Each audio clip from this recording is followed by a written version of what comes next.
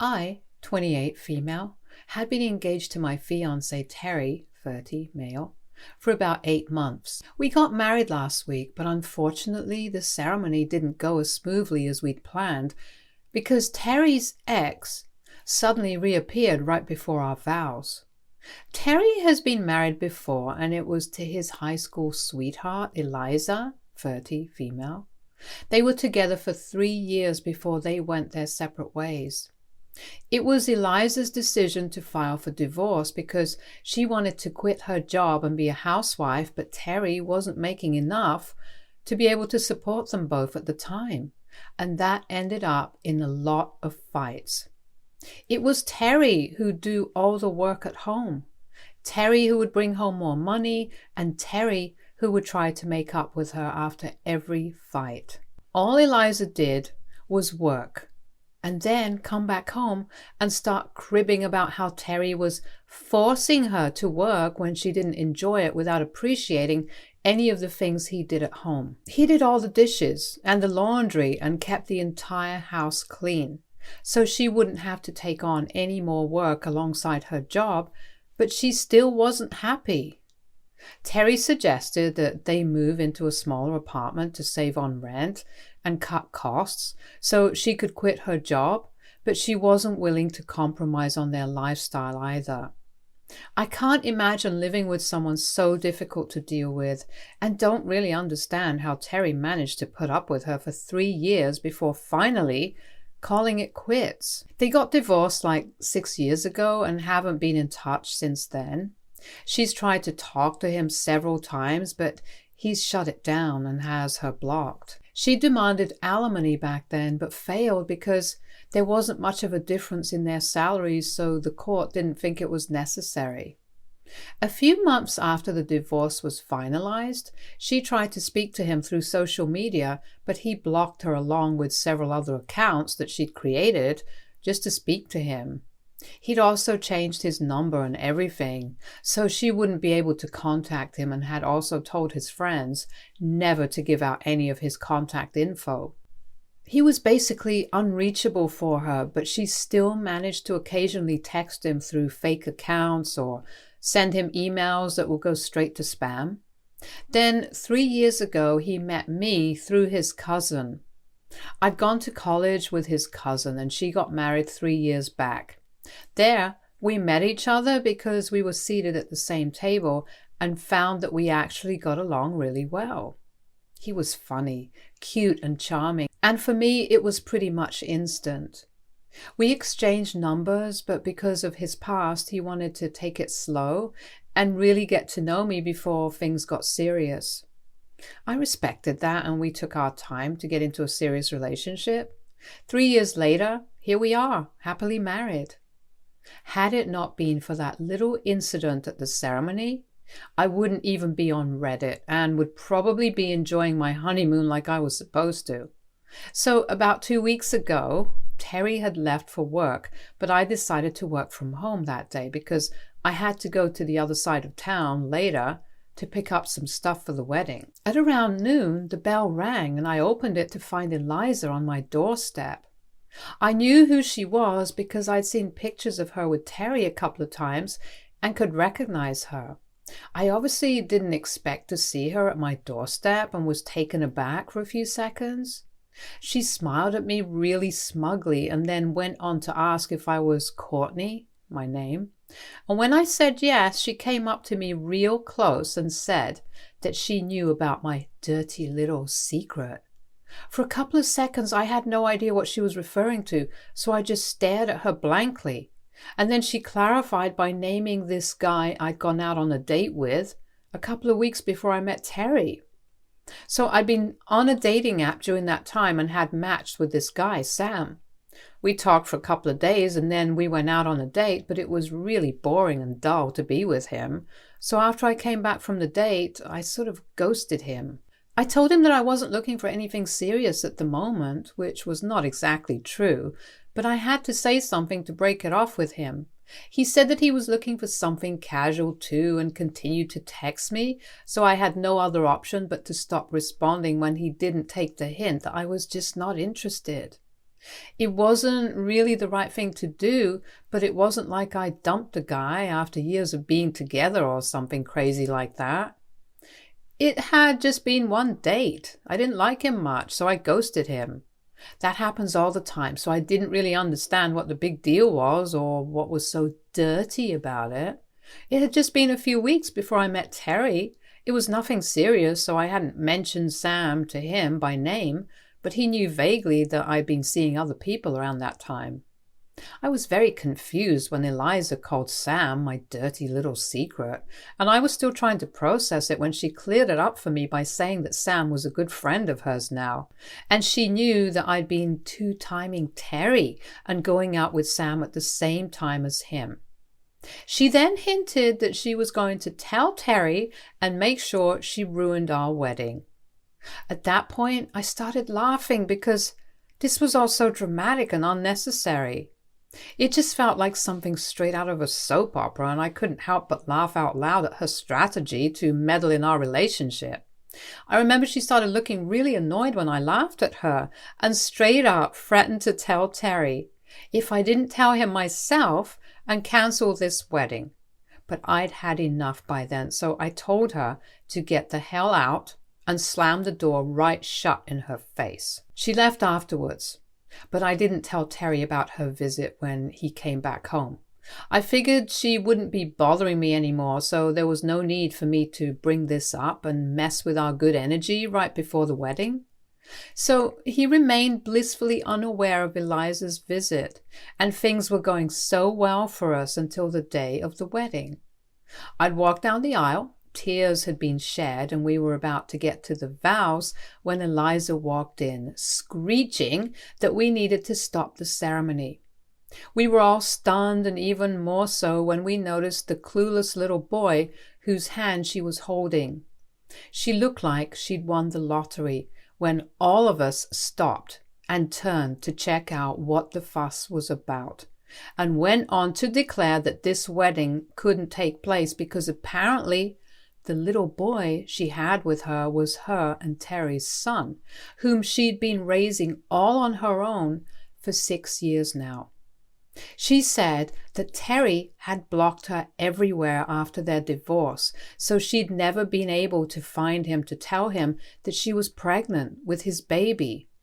But now that she'd finally found him, she knew that she had to stop us from getting married. Terry looked like he was going to barf, and he was so shocked that I knew I had to be the one to step up and take matters into my own hands. There were obviously a bunch of glaring loopholes in whatever story she'd cooked up. If she really had been raising his kid for so long, then why hadn't she contacted him for child support? She'd wanted nothing but to be a housewife and quit her job when she was with Terry. But after she got pregnant, she was suddenly ready to be a career woman and a single mother. Yeah, seems very likely that a change like that just happened overnight, and she suddenly had the motivation and ambition to juggle everything all on her own. Besides, she'd been hell-bent on getting alimony. But after she found herself pregnant, she suddenly didn't care about the money and let the child support go to hell because she couldn't find Terry? I call BS on that. If she'd really wanted to, then she would have found out where Terry was by hook or by crook and wouldn't have just given up trying. She'd very easily been able to find out our address to visit me before the wedding, and she could have shown up after that day too, but she'd chosen the day of our wedding specifically. Of course, it was for nothing other than dramatic effect, because deep down, she couldn't stand the fact that Terry was getting married again to another woman, and that he'd really and truly moved on from her. I told her that I knew for a fact that she was lying about the child being hers as well, and one paternity test would be enough to prove that. It was upsetting for everyone involved, but I had to say it to her. In response, she told me to stay out of this, as this had nothing to do with me, which was such a hilarious thing to say in the middle of my wedding. Then she pushed me aside so she could make her way to the stage, which is where she screwed up royally because I get very triggered if anyone physically attacks me. I instantly grabbed her and pushed her right back and then slapped her twice. Luckily, The boy she had come with had been taken aside by one of the guests in the catfight that happened next. She tried to slap me back, but by then people had started getting up and someone grabbed her to restrain her while Terry took me away. We were getting married in the backyard of our house because it was big enough to accommodate the number of guests we had. It was a small and intimate wedding anyway, and while Terry was taking me away in the middle of all the chaos, I felt grateful that there were not many people present to witness this very embarrassing temper tantrum of mine. Once Terry and I were inside the house, he calmed me down for the next couple of minutes because I was still red in the face and mumbling about him letting me have another go at Eliza. A few minutes later, my parents came inside the house and Terry left to deal with the commotion outside. Finally, about 20 minutes and a lot of shouting later, Terry came back in and he looked very upset. The two of us and all the other guests decided to take a breather before we went ahead with the vows. What had taken place right before that had been upsetting, but if we postponed or cancelled the wedding that day, then she'd win, and we didn't want that. We also had a few guests who traveled a long way to be there for us on our special day, and we didn't want to let them down, so we took 10, and then went ahead with the wedding like we'd planned. The vows meant a lot to us this time around because we'd just proven exactly how much faith we had in each other. We'd pretty much demonstrated our love and trust right before the wedding, and the vows just felt like verbalizing whatever we'd felt while I was defending him, and probably what he had felt when he was kicking Eliza out. I loved him. He loved me, and our wedding was a celebration of that. Everything else could wait. So that's exactly the thought process we went ahead with and got married that day. It was not until 2 days later that we finally decided to bother ourselves with Eliza and how exactly she'd managed to find us, or why she'd shown up after so long. A friend of Terry actually confessed to him 2 days after the incident that it had been him who had let slip to Eliza that he was getting married. He hadn't said anything during the wedding and the time period after it because he was too embarrassed that one mistake of his had led to such a scene.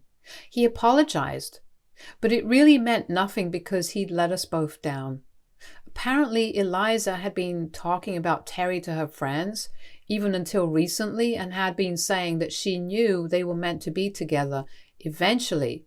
So that friend felt that it was his moral obligation to let her know that we were getting married and that Terry had moved on, so she wouldn't continue to have any false hopes, and make sure nothing about Terry's life reached Eliza. So we've cut him out of our lives, and that's that. I wanted to go to the cops, but Terry said we should just let this be because he doesn't want any more drama. But he wasn't the one to give Eliza my address or my one date with Sam. That was Sam himself. Now, coming to the thing about Sam, apparently he's Eliza's third cousin, and somehow they discovered this connection about me when they met at some family event a few weeks ago. They weren't close, but since Eliza looked depressed, they got to talking.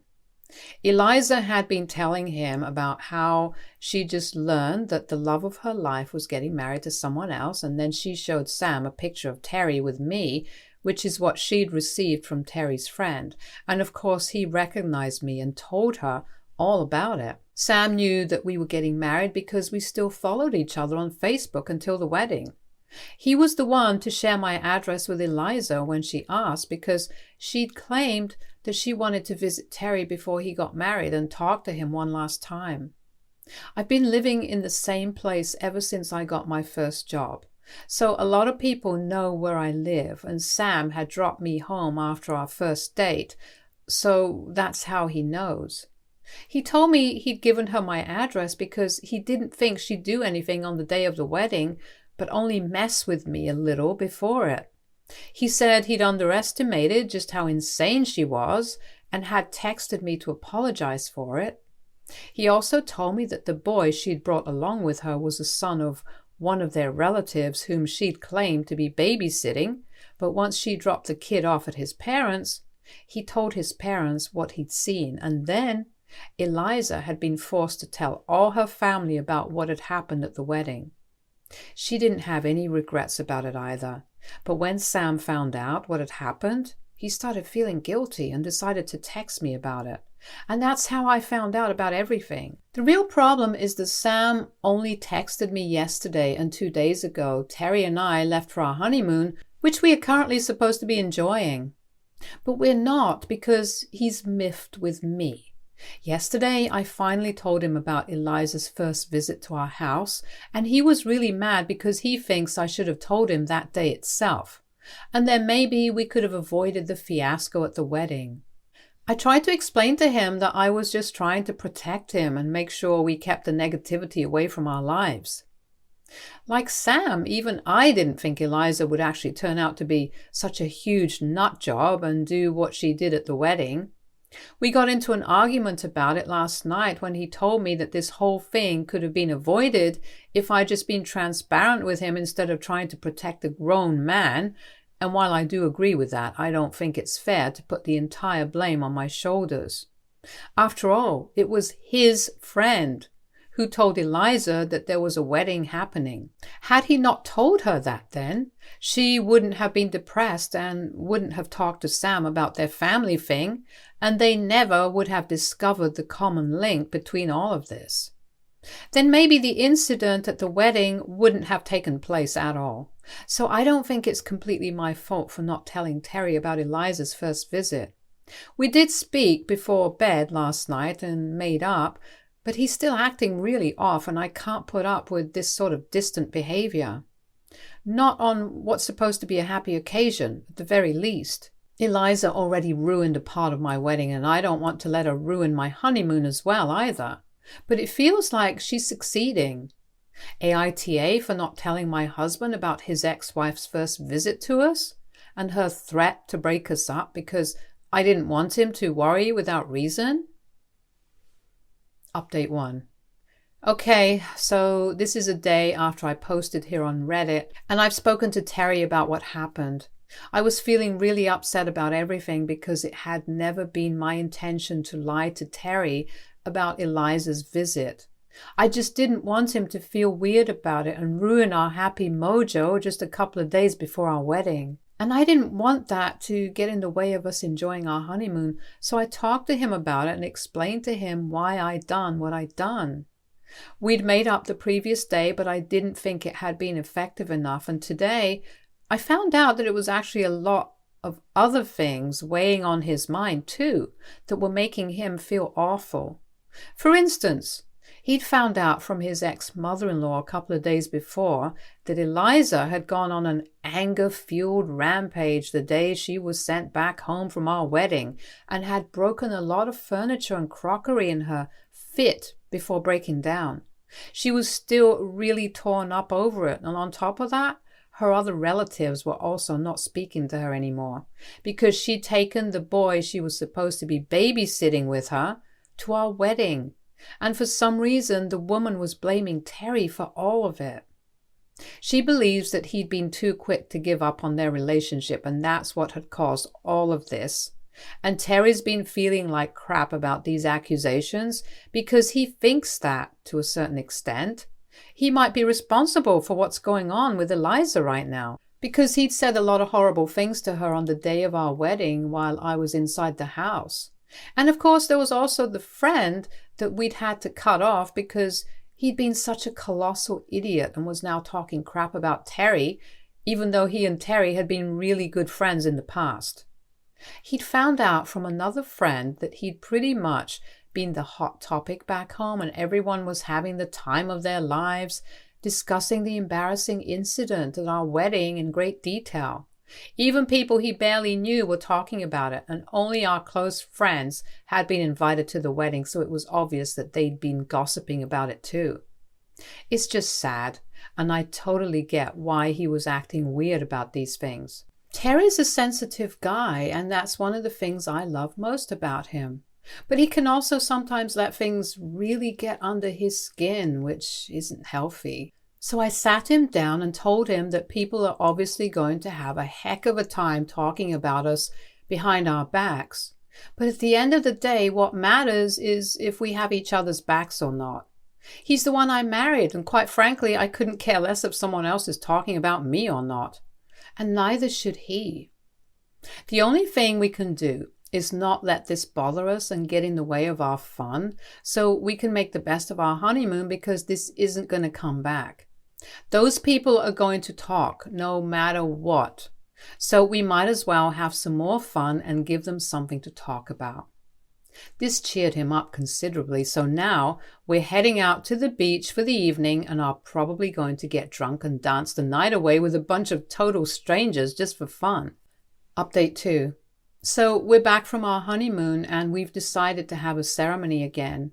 Yep, we're going to take 3 now. But this time it's just going to be family and nobody else. We've realized that if our friends are the kind of people who would relish the opportunity to gossip about us more than valuing our privacy, then they're probably not the kind of people we want around us anyway. Terry and I are private people, and our wedding was really small in the beginning.